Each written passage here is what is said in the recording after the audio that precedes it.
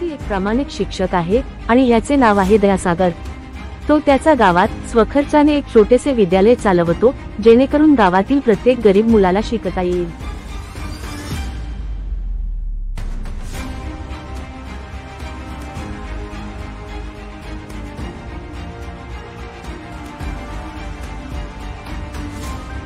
एके दिवशी दयासागरच्या शाळेत शिकणाऱ्या एका विद्यार्थ्याने त्याचे खरे रूप उघड केले।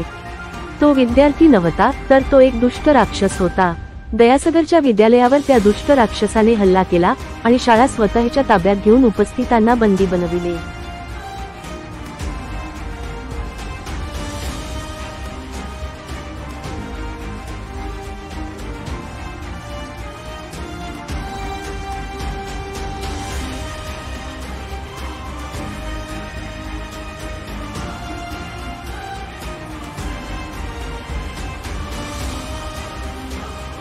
बातमी कळताच टीम लीडर गीताच्या नेतृत्वाखाली सर्व हिंदू रिव्हेंजर्स म्हणजेच नारायण, विनायक, विश्वनाथ आणि तुलसी हे सर्वजण तिथे आले। ते सशस्त्र होते, ते रुबाबात उभे होते आणि मग त्यांनी एकत्र मिळून त्या दुष्ट राक्षसावर आक्रमण केले।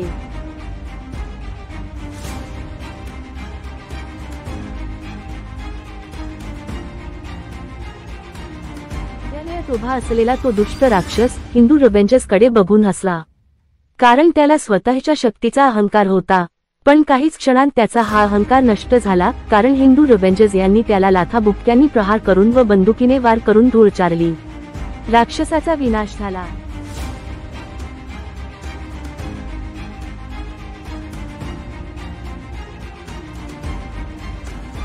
अशा प्रकारे आपल्या हिरोजनी, हिंदू रिव्हेंजर्सनी दयासागरचे विद्यालय दुष्ट राक्षसाच्या तावडीतून मुक्त केले।